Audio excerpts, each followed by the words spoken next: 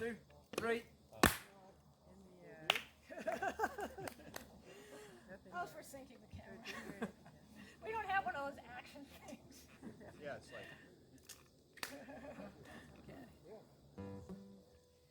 Let's play some music. It's over here. Yeah, play some music. Why don't you do this in one take? We are going to do it in one take. Oh, the pressure's on now.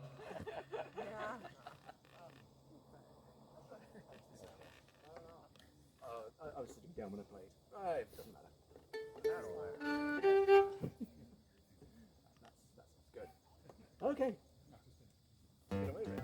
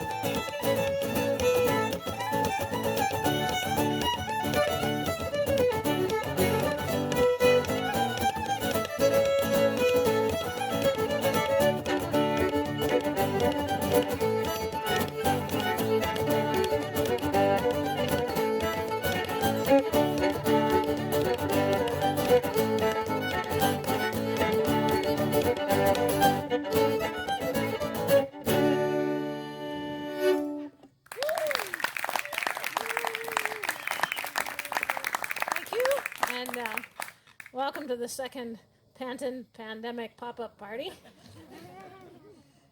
So we started off there with a tune that was written by our former bandmate Tristan Henderson, and then a couple of traditional French Canadian reels. So, not all shanties are sung by seafarers. This is actually an inland shanty. I grew up in Pittsburgh, Pennsylvania, which is the headwaters of which river? Do you know? The Monongahela and the Allegheny form the Ohio. So this is an Ohio River boatman's shanty. Not to be confused with a rescue shanty. For those of you that were here last time. Okay.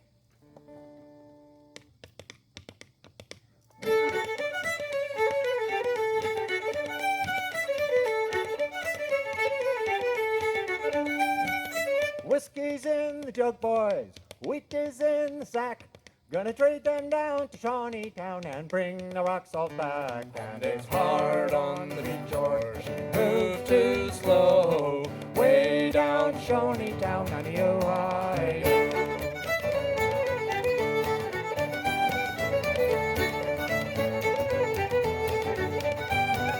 Now the current's got her, we'll take up the slack. Float her down to Shawneetown and bushwhack her back. And it's hard on the beach, George. Move too slow. Way down Shawneetown on the Ohio. Got a wife in Louisville, got one in New Orleans. And when I get to Shawneetown, gonna see my Indian queen. And it's hard on the beach, George. Move too slow. Way down Shawneetown on the Ohio. Water's mighty warm, boys, the air is cold and dank. And the cursing fog, it gets so thick you cannot see the bank. And it's hard on the beach, George. move too slow. Way down Shawneetown on the Ohio.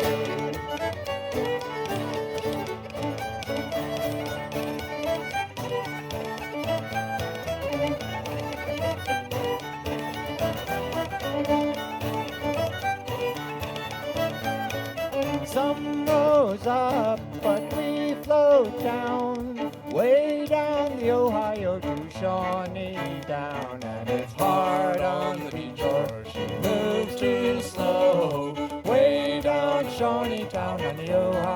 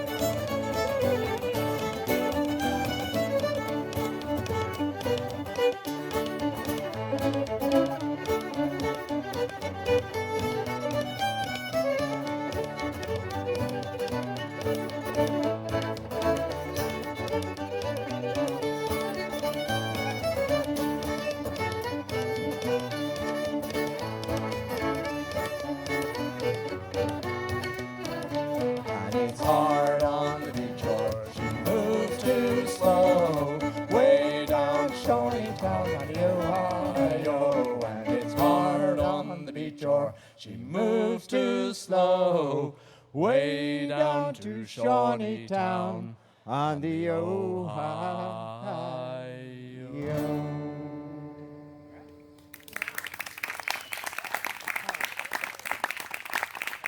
Thank you. If you're wondering about what was in the middle there, that was my brain that was asleep.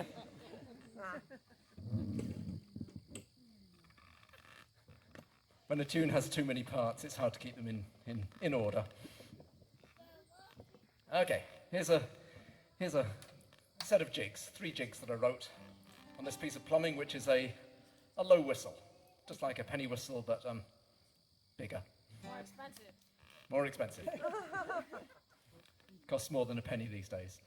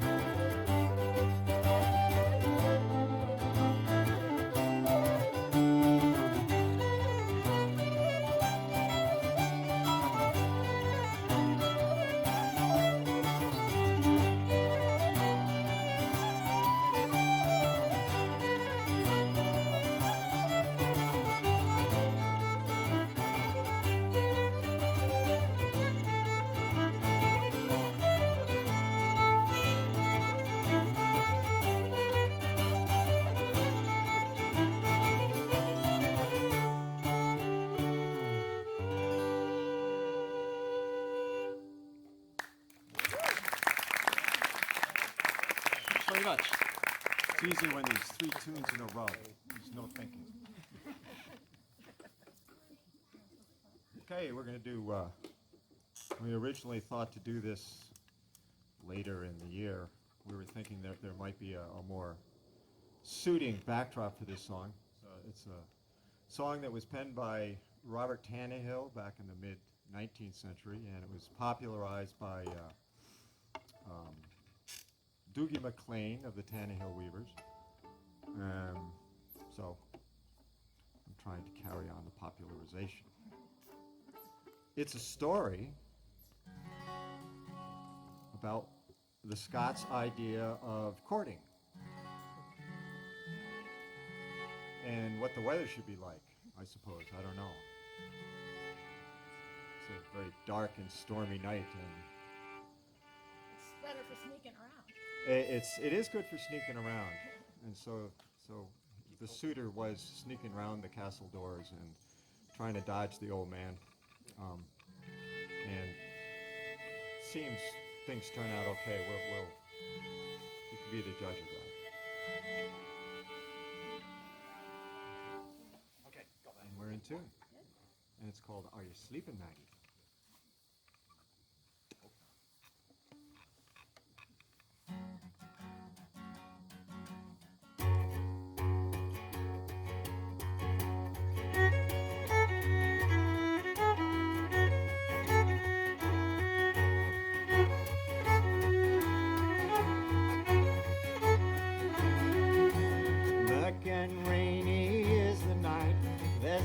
A star in all the carry. Lightnings gleam athwart the lift, and winds drive on with winter's fury. Who are ya sleeping, Maggie? Who are ya sleeping, Maggie? Let me in, for loud the wind is roaring over the wall of khaki.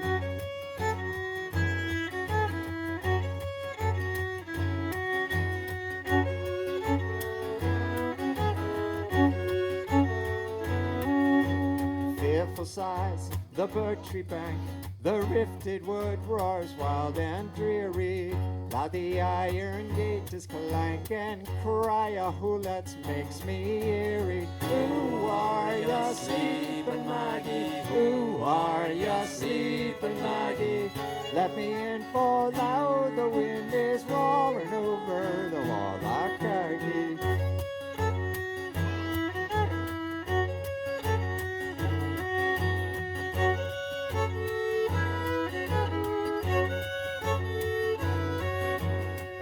My breath, I dare not speak, for fear I'll rouse your walk-right daddy.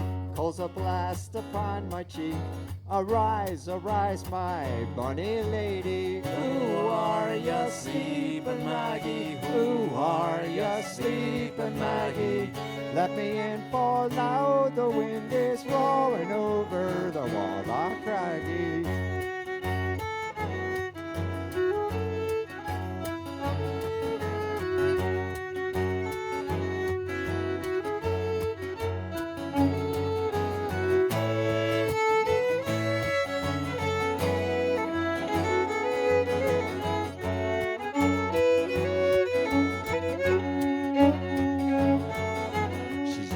Door, she's let him in. He's cast aside his dripping plaidie. Blow your worst, your rain and wind. Since Maggie, now I'm in a sighty. Now since you're waking, Maggie. Now since you're waking, Maggie.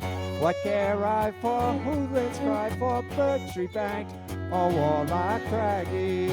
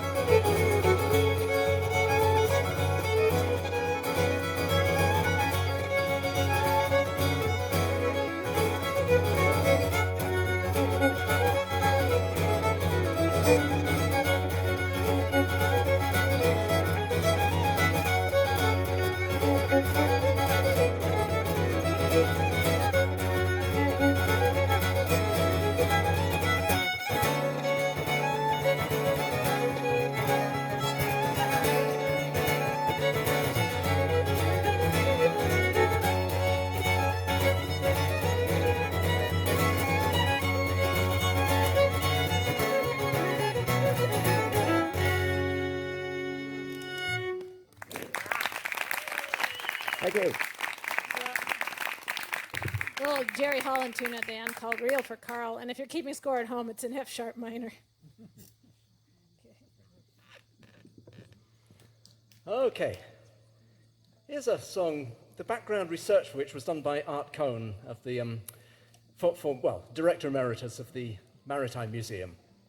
And he filled me in on these details. So if you go back to the late 18th century,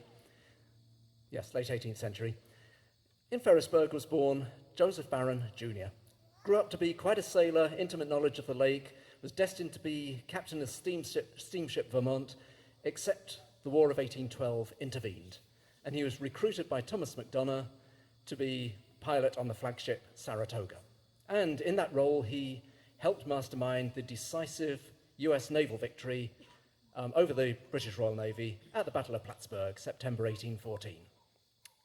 The American fleet anchored in the bay, inviting the British in, and foolishly they came in, engaged, threw broadsides at each other for however long. Nobody seemed to be getting the upper hand until the American fleet used their anchors to warp. That is, they swung through 180 degrees, and there you've got brand new, undamaged side of ship, brand new set of guns, and the British, still under sail in the confines of the bay, realized the game was up, struck the colours, war over. And in the aftermath, then, some of the British gunboats, rather than yielding according to the rules of war, decided to make a run for it. And in the process, somebody on one of them let loose a musket round. And the ball just happened to hit Joseph Barron in the head, mortally wounding him. Now, the fallen officers were taken by pilot gig to Plattsburgh, buried in the Riverside Cemetery there. And there you've got a stone marking Commander George Downey of the British Royal Navy, and on his right, Joseph Barron Jr. And so far, it's a tale of young life cut short by war. Tragic, not unusual. Until you come to Burlington, in the Elmwood Cemetery, with a date of death about a week after the battle, there's a stone there marking Joseph Barron Jr., which raises a question. Did he actually survive his wounds long enough to be brought home and then succumbed some days later? And of course, both sides of the lake claimed that theirs was the official grave, theirs was the real grave, and they quarrelled about this for nearly a century, until in 1906 the Burlington grave was exhumed, and there were found some buttons consistent with a naval officer's uniform, and a skull with a hole in that matches contemporary descriptions of Barron's death, Joseph's death. Not definitive, but fairly well along those lines. Anyway, it does raise the question, who's in the other grave? Somebody who fought, presumably died for his country, and was never buried under his own name. So this song, They Buried Him Twice, is as much for that person as it is for Joseph Barron.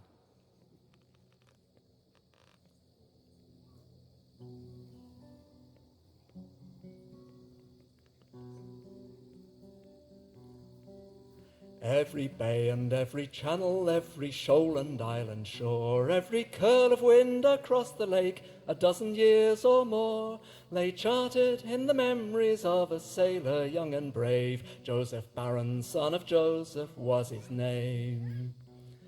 Pressed or volunteer, another answered to the call of Commodore MacDonough for another line to haul.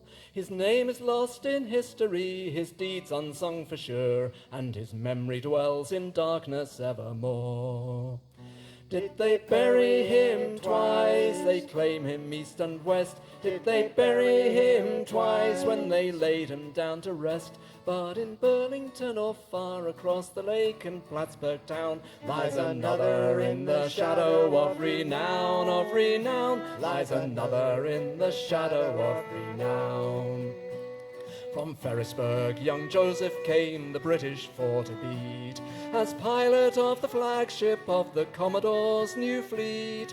Old of head, though young in years, he had Macdonough's ear for his counsel and his wisdom and his cheer. In Plattsburgh Bay at anchor they waited line astern for the foe to round the headland on that grey September dawn. Confiance, Saratoga, two great titans took the stage, and the naval fleets of new and old engaged. Did they bury him twice? They claim him east and west. Did they bury him twice when they laid him down to rest? But in Burlington or far across the lake in Plattsburgh town lies another in the shadow of renown, lies another in the shadow of renown. Cannon answered cannon, hulls abeam were raked with shot. With splintered oak and shattered limbs to stalemate they fought, till Saratoga warped to bring her portside guns to bear, when the British knew defeat today was theirs. Ashore they heard the cannon cease and silence rule the bay. They knew the battle done, but not the victor of the day. As cannon smoke dispersed, the British colours flew no more, and the nation's northern border was secure. Did they bury him twice? They claim him east and west. Did they bury him twice when they laid him down to rest? But in Burlington or far across the lake in Plattsburgh town lies another in the shadow of renown, lies another in the shadow of renown. Scarce afloat, swords were offered up and gaping wounds were bound. Fallen men were gathered, both the broken and the drowned, but as British gunboats slipped away, a parting musket round sang a song of death as Joseph's head it found. Now solemn dip of ore brings the fallen to meet their final rest in Plattsburgh town. Friend, mortal foe, all our brothers now in peace, side by side interred in hallowed ground. Did his lifeblood spill upon the deck where others lifeless lay? Did death descend the rigging to steal his soul away? Or did he linger long enough to rest his eyes once more on his sweetheart and upon his native shore? The other lad upon the deck lay dead amidst them all. No one saw him stumble, and no one saw him fall. And when they laid him down for an eternity alone, Joseph Barron was the name they carved in stone.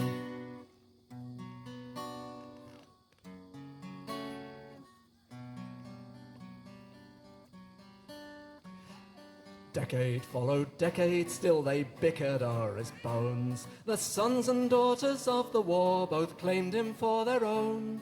In Burlington they opened up the grave to know for sure where young Joseph's soul resides forevermore. And which fallen hero lies forgotten, whose mother never grieved beside his grave, whose deeds now are lost in the wreathing mists of time, shrouded in the shadows with his name. Did they bury him twice? They claim him east and west. Did they bury him twice when they laid him down to rest? But in Burlington or far across the lake in Plattsburgh town lies another in the shadow of renown, lies another in the shadow of renown.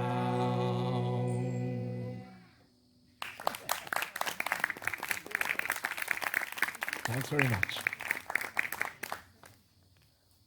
All right, how about some Vermont fiddle tunes? So all these tunes are from the repertoire of Louis Baudouin, who was a great fiddle player. He was born in Massachusetts from a French-Canadian family and lived a good part of his adult life in Burlington. He passed away about 1980, but he left behind a great repertoire of tunes that are still played.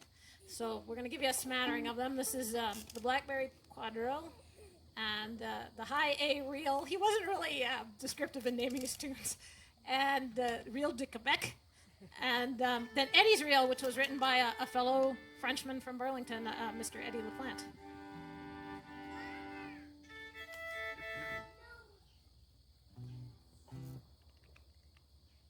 You're allowed to clog on this, Albert. And anyone else is allowed to join him.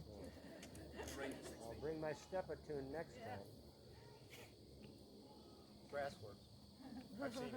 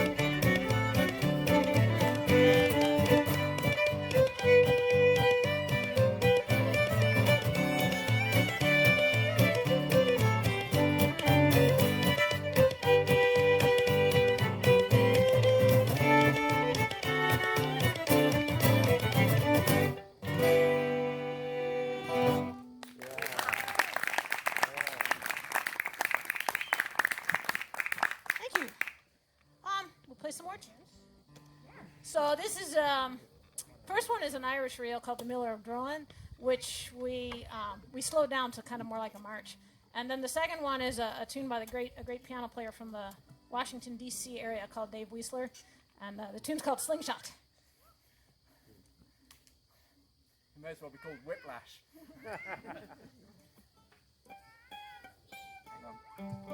Ooh, temperature's changing. Yep. This is an instrument. You have to tune it for what you think the humidity will be in 20 minutes when you actually play it.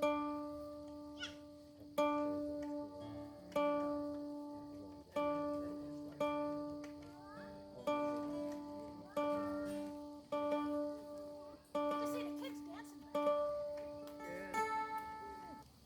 They know how to.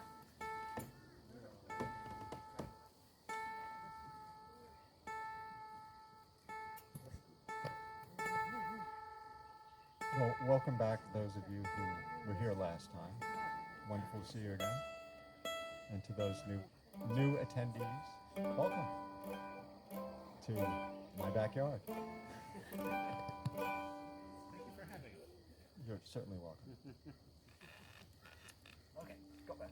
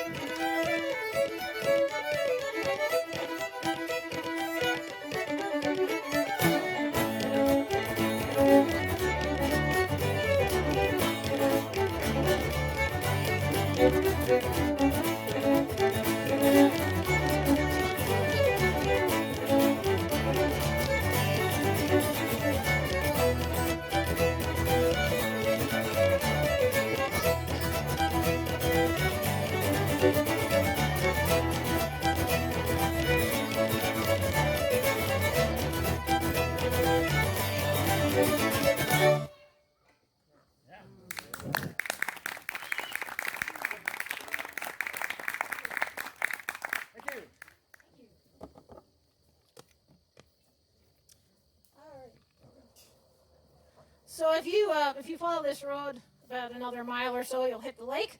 And if you look out and slightly to your left, slightly south, It's hard to believe on a beautiful day like this, but you are overlooking the scene of a tragedy. In 1825, in a November gale, there was the canal schooner Troy was lost with the loss of 5 young men and boys. 3 of them were brothers. They were from the same family. And there's a kind of story that was handed down, and they were within view of their home port of Westport. There was a story that was handed down kind of in a family history about how their mother and their sisters were waiting up for them and were visited by their ghosts on the night that they were lost. So I wrote this tune, and it's called The Wreck of the Troy.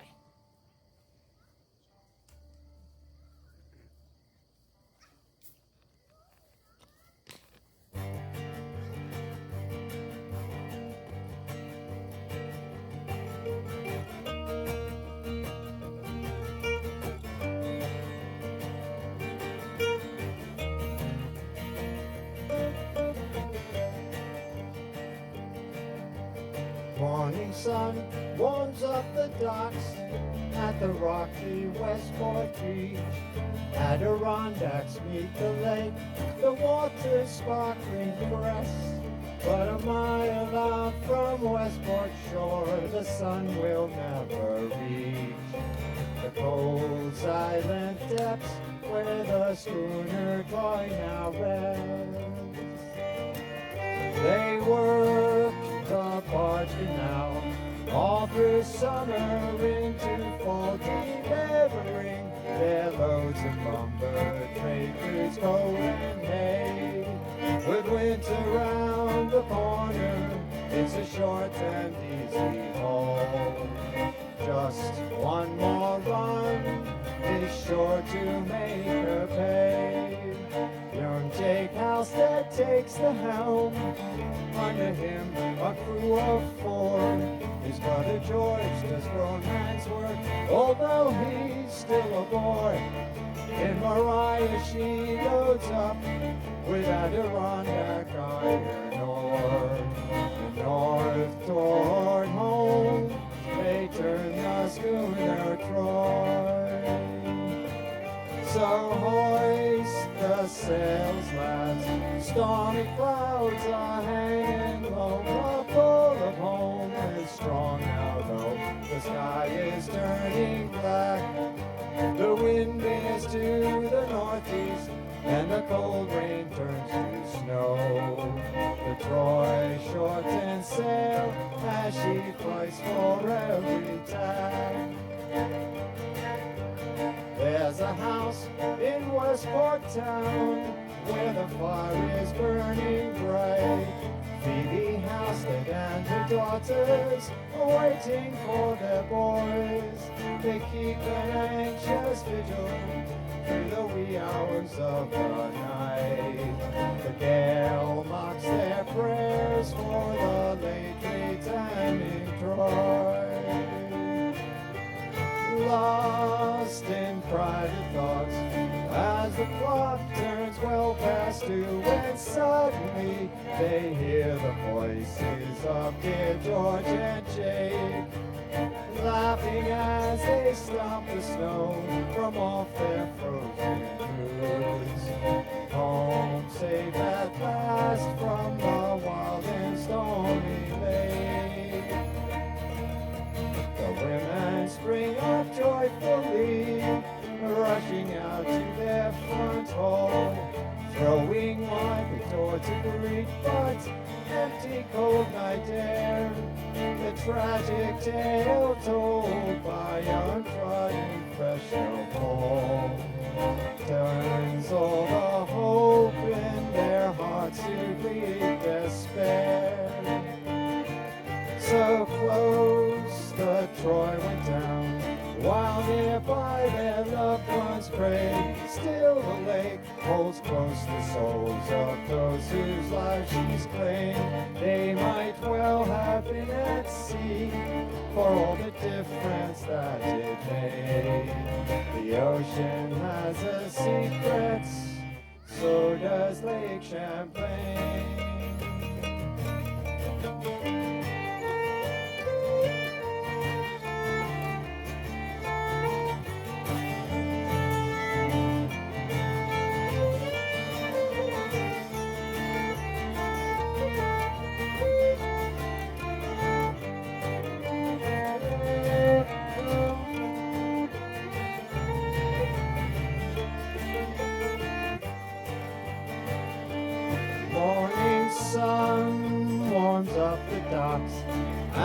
rocky Westport Beach, Adirondacks meet the lake. The water's sparkling crest, but a mile out from Westport shore, the sun will never reach. The cold, silent depths where the schooner Troy now rests.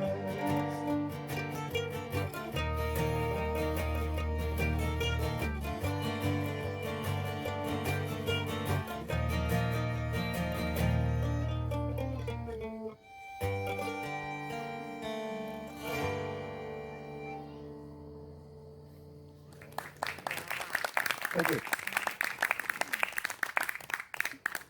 All right, we'll do something considerably less spooky. So this is actually a Vermont version of a very well-known English song, and the English folk song is kind of mystical. It's about how the seed grows into the plant, the beauty, the changing of the seasons, all that kind of wonderful thing. The Vermont version is pretty much just about drinking and fighting. And if you listen carefully, you do get a complete recipe for distilling your own whiskey. I think it's brewing beer. Brewing beer. It's not quite clear to me. All right, brewing beer. Anyway, there's a good recipe in there somewhere. Doing something with barley. Whoever figures it out, please tell me. Couple with gravity. Uh-huh. Okay.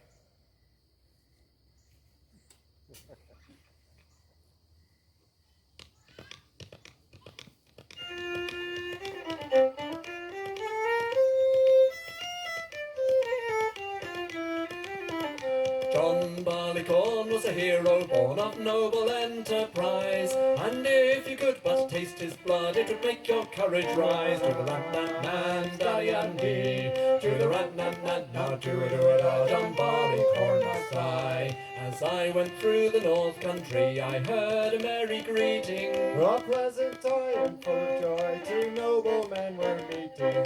and as they walked for to sport up on a summer's day, then with another nobleman they went to make a fray. To the rat-nan-nan, daddy-and-dee, to the rat-nan-nan-na, do-a-do-a-da, John Barleycorn must die. Whose name was Sir John Barleycorn, he dwelt down in the dale, Who had a kinsman dwelt tonight, they called Thomas Goodale. another named Richard Beer was ready at that time. Another worthy knight was there called Sir William Whitewine. To the rat-nan-nan, daddy-and-dee, to the rat-nan-nan-na, do-a-do-a-da, John Barleycorn must die. Well, some of them fought in a blackjack, some of them in a can, But the chiefest of them in a black pot, like a worthy nobleman. Sir John fought in a bowl, who won the victory that made them all to fume and swear that Barleycorn should die. To the rat-nan-nan, daddy-and-dee, to the rat-nan-nan-na, do-a-do-a-da, John Barleycorn must die. So bloodily they cut him down from the place where he did stand. And like a thief for treachery, they bound him in a band. There he lay groaning by the wall till all his wounds were sore.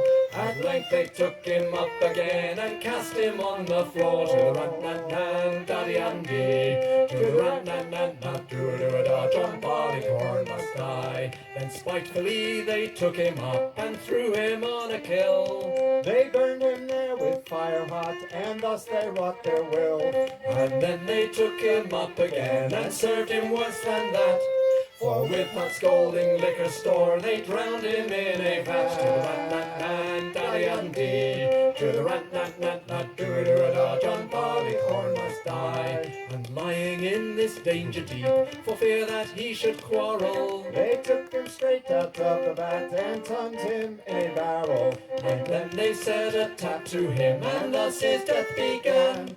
They drew out every dram of blood, whilst any drop would run. To the rat-nan-nan, daddy-and-dee, to the rat-nat-nat-nat, doo-doo-da, John Barleycorn must die. When Sir Tom Goodale heard of this, he came with mickle might, And there he took their tongues away, their legs or else their sight. and thus Sir John in each respect so paid them all their hire. That some lay sleeping by the way, some tumbling in the mire. Some lay groaning by the wall, some in the streets downright. The best of them did scarcely know what they had done or night. To the rat-nat-nat, daddy-um-dee, to the rat-nat-nat-nat, doo-doo-da, John Barleycorn must die. To the rat-nat-nat, daddy-um-dee, to the rat-nat-nat-nat, doo-doo-da, John Barleycorn must die.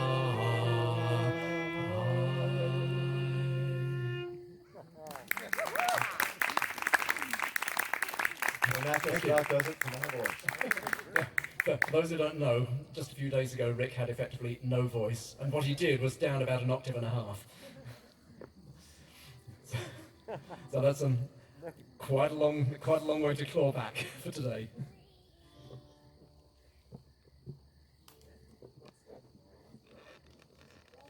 Oh, We'll do something jolly.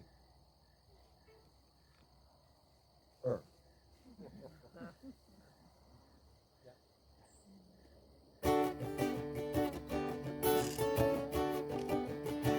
this is it. This is our last tune.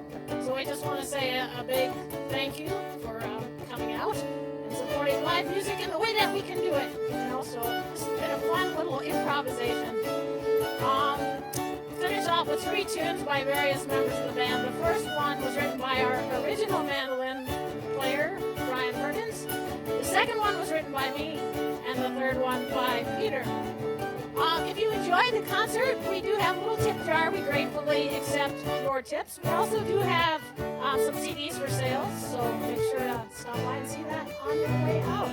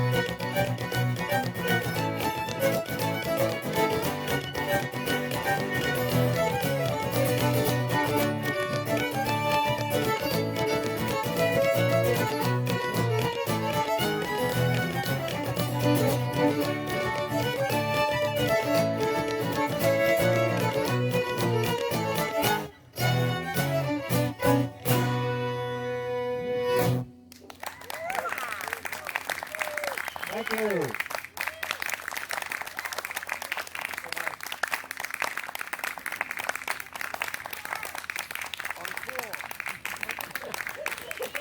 Comes the wind, it's time to go sailing. Huh? Yeah? Encore. I know Albert wants more. Is it just Albert? Come on. That's okay. It was just One me. more time. Nah. Yeah, we haven't been going an hour yet. Yeah, we'll do one more. Yeah.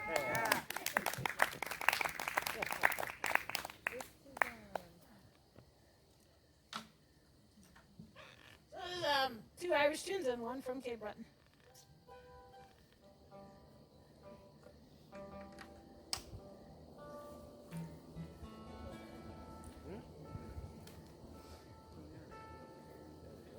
Those of you that contra dance will know this. It's one of our favorites. We recorded it back in 2000. Really? It's undergone a few changes since then. I miss the good old days.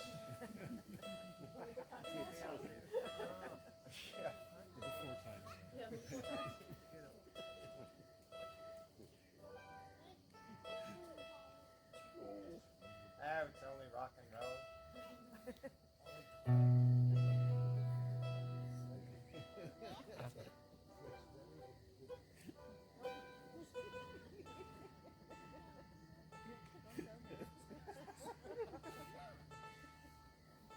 Sorry about this. It'll be worth it.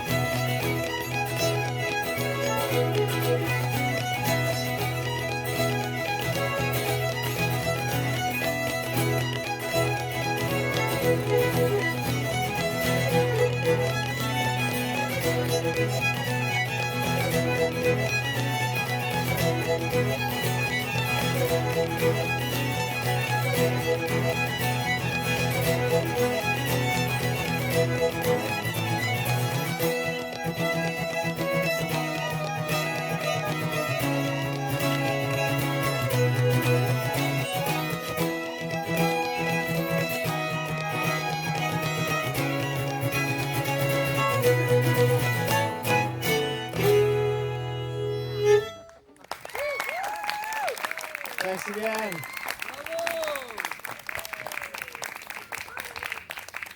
Thank you, one and all. Thanks for coming out and being our live audience and making us feel alive. Thank you. We'll be doing one of these New Year's Day right here.